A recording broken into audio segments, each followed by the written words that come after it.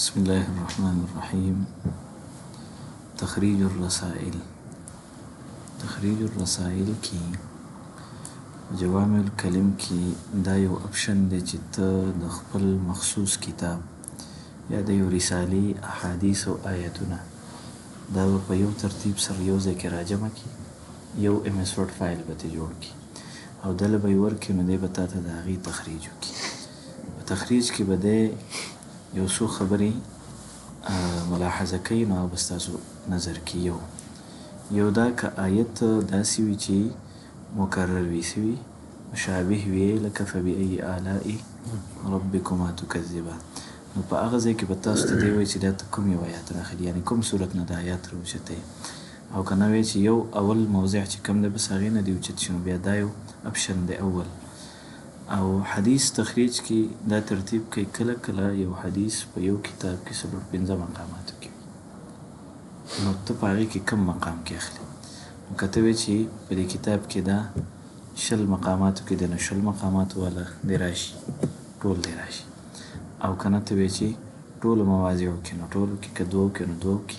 ټیک شو. حواله د نمبراتو یعنې کوم چې ترقیم دی، ترقیمات، نو دا د کتب مطبوعه و که نه د جوامع الکلم. که د جوامع الکلم د نمبراتو دغه کوي، نو جوامع الکلم به کې ترقیمات به هغه راشي، بیا که نه کتب مطبوعه. دلته اختیار الکتب کې کتب 9 یعنی کتب 6 او دارمی، موطا او مسند احمد، نو صرف د دې نه به تخریج کوي، که نه کل الکتب. او که کل الکتب نه نو فی مجال، نو مجال کې دلته مخصوص کتابونه چې ته کوم سلیکټ کې د هغې سلیکشن به وکړي، یا تا یو مجال محفوظ کړی دی نو هغه به تحمیل کړي، لکه دا دلته کتب الخاصه، نو دا تقریبا 17 کتابونه دي. څه دي؟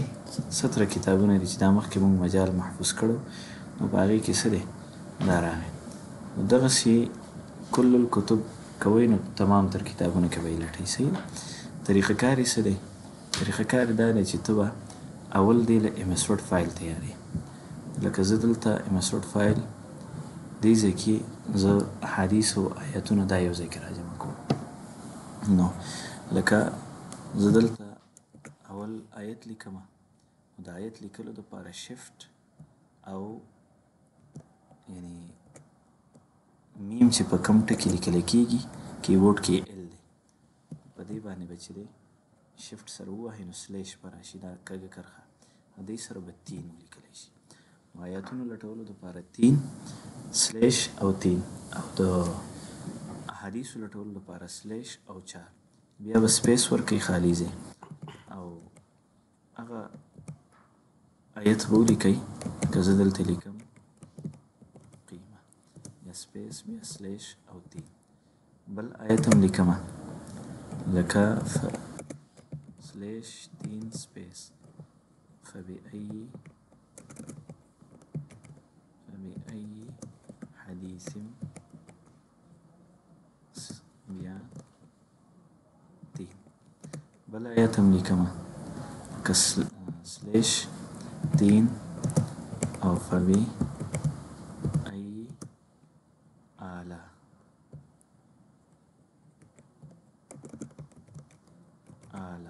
ٹھیک شو. فبأي آلاء سلیش او 3. یو څو حدیث لیکم، لکه الدین النصیحه، دا به ولیکئ، خو د دې نه مخکې به سلیش 4 او بیا حدیث الفاظ، الدین النصیحه سلیش او بیا 4. بل حدیث لیکمه، لکه الکیس سلیش 4 الکیس من دانا نفسه سلیش 4.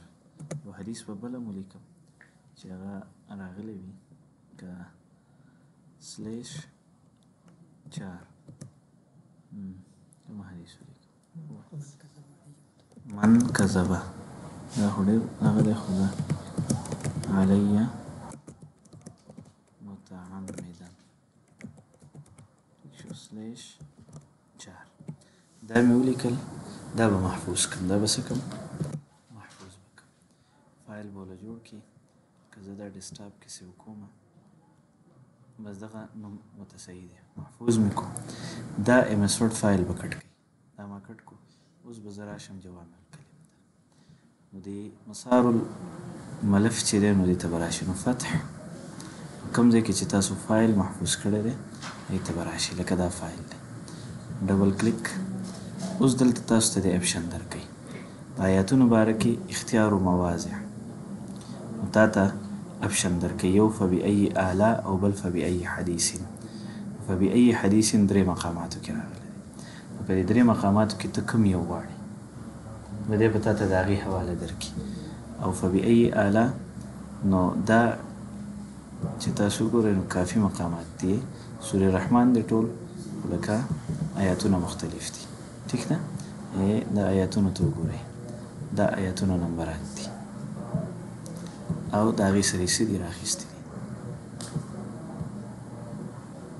د 13 نه شروع دی آیت 77 باندې څه دی ټیک شو نو اختیار و مواضع دا معنی چې که ته په دې کې یو خاص مقام مراد اخلي نو خاص مقام به راولي لکه زه په دې کې سورې مرسلات اخلم موافق به کمه او په دې کې به چې دی د 21 نمبر آیت واخلم موافق دا اختیار و مواضع شو او عدد المواضع یعنی حدیث څونه مقامات کې خو زه کل المواضع کوم چې په ټولو کې راشي او نمبرات به کتب مطبوعه کوئ صحیح ده او دلته کل ټول کتابونه بیا به تاسو څه وکئ چې بد بس لږ انتظار به وکړئ نو دی به تاسو ته ستاسو مطلوبه فایل درکړي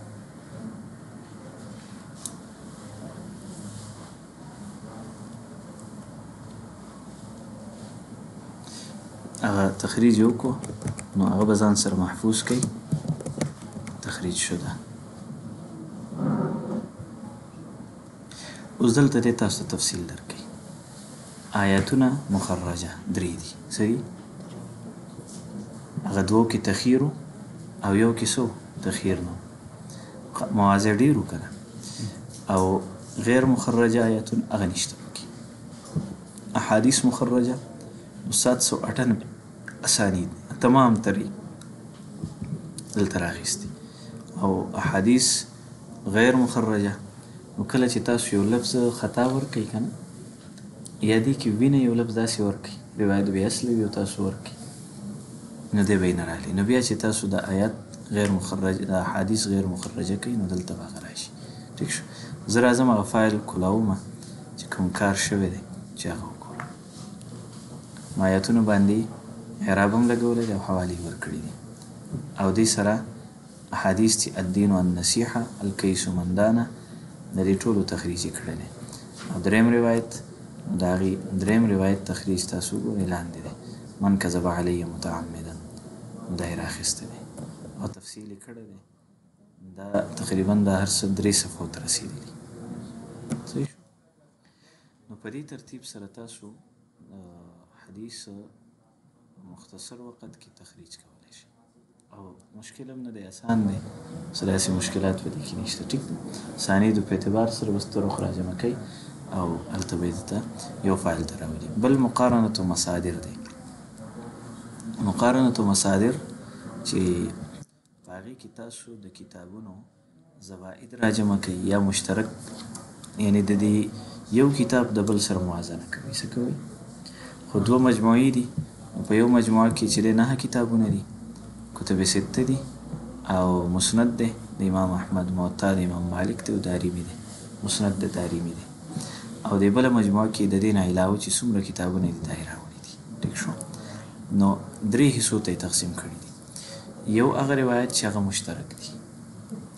دویم هغه دي چې په هغې باندې یوې مجموعې انفراد کړی او دریم هغه چې په هغې باندې بلې مجموعې انفراد کړی لکه زه دلته د صحیح بخاري او د صحیح ابن خزیمه د دې دواړو څه کوم موازنه کوم زه یم دې کې چې کم روایات دي چې په یو کې شته او بل کې نشته نو دا انفرد به نو دا مجموعه اوله ده او دا مجموعه ثانیه ده ټیک شو نو انفرد به چې دی ووایي نو په دې کې به هغه روایت راخلي چې هغه د مجموعه اوله وي څه وي مجموعه اوله وي په انفرده کې چې د دې مجموعي روایات وي او په مجموعه ثانیه کې نه وي، نو دی به یې راوالي. او په مشترک کې هغه روایات چې په دواړو کې وي، څه کې وي؟ په دواړو کې وي. که زه کلیک کم عرض باندې، نو دی به کولاو کړي. هغه روایات چې په بخاري کې مې ابن خزیمه کې وي، نو دا دی راخیستی بخاري او ابن خزیمه. ټیک شو؟ او زوائد دا هغه دي چې دې مجموعه کې نه یو دی کی، لکه ګوره حرز دا روایت دی سلاسم، نو دا د ابن خزیمه. ټیک شو؟ زائد ویم دې ته ګوره په کتابونو کې د زائد اطلاق چې کېږي که نو کتب سته اصل ګڼي. څه شی؟ کتب سته. نو کتب ستو نه علاوه کتابونو کې چې کله یو روایت وي کتب ستو کې نه، نو دغه روایت ته بیا زائد وایي. دا زائد روایت دی. ټیک شو؟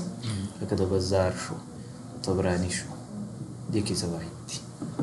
یا نور داسې کتابونه دي که د ابویعلا زوائد شو د دې نه علاوه. نو په دې کې تاسو د مصادرو موازنه کولی شئ. او دا کله چې بنده په کتابونو باندې کار کوي که نه چې زه په هغه روایاتو کار وکړم چې هغه په کتب ستو کې نه صرف دې کې، ولې چې کتب ستو کې اکثر روایاتو باندې کار شوی دی که نو په هغې کې نه شوی، نو هغه روایاتو باندې کار وکړي. که زه دلته د صحیح بخاري، د صحیح مسلم او د ترمذي، د سنن ابي داود او د سنن نسائي او د سنن ابن ماجه شپږ کتابونه مې سلیکټ کړل او زه ویم چې ابن خزیمه هغه روایات چې ابن خزیمه کې دي او دیو کې نشته، هغه ګورم چې څو دي. 400 روایات دي، 400 چې یو روایت چې تاسو ګورئ دا یې ذکر کړی. ټیک شو؟ نو موازنې دپاره څه دپاره؟ موازنه. که د ابن حبان موازنه کوئ، لکه ګوره ابن حبان ورسره وکړئ، ابن حبان روایات چې صحیح ابن حبان کې 991 روایات دي چې کتب ستو کې نشته او په صحیح ابن حبان کې شته. نو مقارنة مصادر کې تاسو ته دا 3 اپشن درکوي. ټیک شو؟ روایت اړول سری، نو روایت باندې ډبل کلیک کوئ، بس روایت به تمام تخریج ورسره راځي. بل تعریفات کې د کتابونو چې کوم دغه دي د هغې وضاحت کوي. که مسند ربی دی، دا هم داسې مخترع غوندې مسند دی، داسې اصل یې نشته. دا مصنف د مجهول دی، دا یعرف دی. څه دی؟ دا یعرف دی. ولې؟ تاسو که متقدمین علما وګورئ څومره چې دي، نو چې هغې کله تراجم ذکر کوي نو یوه فرقه هم نه ده پرېښې، د ټولو تراجم یې ذکر کړي. معتزلي ذکر کړی، خارجي ذکر کړی، بعضي ذکر کړی دی، او دته پکې تذکره نشته چېرته، مجهول دی. څه دی؟ لا یعرف دی. نو دې ځای کې به تاسو ته دی د دې مصدر د دې کتاب متعلق وضاحت درکوي. لکه دلته جامع د معمر دی، د هغې باره کې به څه درکوي چې د مصنف په دې کې منهج سره شرط یې څه دی او د دې نسبت د مصنف ته چا کړی دی، یعنې دا کتاب چا د مصنف ته نسبت کړی. بل د دې کتاب مقام سره او مطبوعه نسخې څونه دي، مطبوعه نسخې څونه دي، نو دا تاسو ته دی په دې کې ښیي. بل مصنفون کې چې کوم مصنفین دي د هغې اول مختصر او بیا د هغه د ستوګنې او وفات که د چا وي هغه ذکر کوي. لکه د بعضو یې نه دي ذکر کړي، لکه د محمد بن عطیه الشامي، دا که تاسو وګورئ د ده سنه وفات وغیره رتبه خو شته ده، خو نور څه نشته. ټیک ده؟ نو د دغې مصنفینو حالت لیکي چې د مصنف خپله درجه کومه ده، شیوخ یې څوک دي، تلاميذ یې څوک دي، او علما د ده باره کې څه وایي. ټیک شو؟ او بیا یې تصانیف مخطوط دی که مطبوع دی، او د ترجمې چې کوم دلته حالات نقل نو کوم کتابونه نو دا ذکر کوي. منهج العمل کې د برنامج جوامع الکلم سافټویر منهج ذکر کوي. که تاسو دې کې وګورئ نو دی وضاحت کوي. دا مقدمه ده او مقدمه کې دی وضاحت کوي چې جوامع الکلم کې موږ څه طریقه کار اختیار کړی دی او منهج زموږ سره دا دی. فی سبیل هذا الغرض السامي بعمل مشروع جوامع الکلم، او په دې کې غرض رئیس زموږ څو جمع أي حديث مسند عن النبي صلى الله عليه وسلم في مشروعنا هذا چې موږ په خپل سافټویر کې څه کوو حدیث جمع کوو. بطاقة الكتاب تاسو چې کله یو کتاب باندې کار کوئ کنه نو دا مختصر حالات ګورئ چې مصنف یې څوک دی. دا به تاسو په څه کې ګورئ څه کې به لیکئ مقالې چې کله جمع شي نو د هغې په اخر کې فهرس المصادر والمراجع نو هلته چې تاسو په دې کتاب کې د کوم کوم کتابونو نه مصادر او مراجعو نه استفاده کړې ده نو فهرس المصادر والمراجع کې به تاسو د کتاب نوم د مصنف نوم د کتاب طبعه د کتاب دار الطبعه چا چاپ کړی سن د نشر اجزای څونه دي دا ټول حالات به تاسو لیکئ نو دا مختصر بطاقه ده. دا نو که تاسو دې کې وګورئ د صحیح بخاري نسخه دار ابن کثیر چاپ کړې ده بیروت نه چاپ شوې ده 1987 1407 کې او درېمه طبعه ده سویمه ده تحقیق په مصطفی دیب کړی دی. تاسو وایئ چې ما د دې نه کار کړی دی زه اوس د دې دا تمام تر چې څومره بطاقات دي دا محفوظ کوم ځان سره نو د محفوظ کولو طریقه دا ده چې دلته به راشئ حفظو که د یو محفوظ کوئ خو حفظو بطاقة الكتاب الحالي نو دلته به نوم ورکئ نو زه به دلته نوم ورکم چې بطاقة الكتاب الحالي نو دلته دا به ما سره محفوظ شي.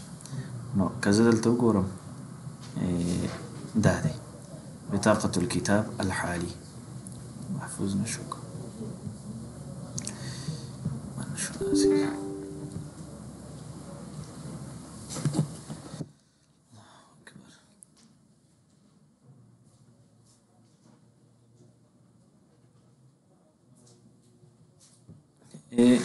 دلته بطاقة الكتاب كذا صحيح بخاري نو زه دا محفوظ کومه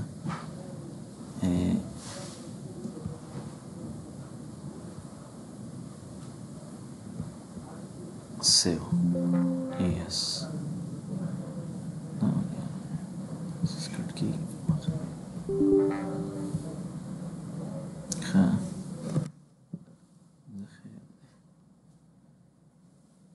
دا یو بطاقه هم کاپي کوي او ټول هم کاپي کوي که نه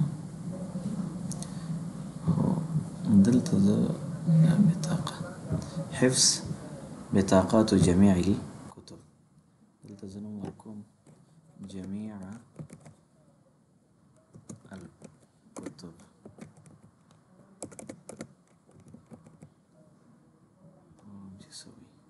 تم حفظ الملف محفوظ شو.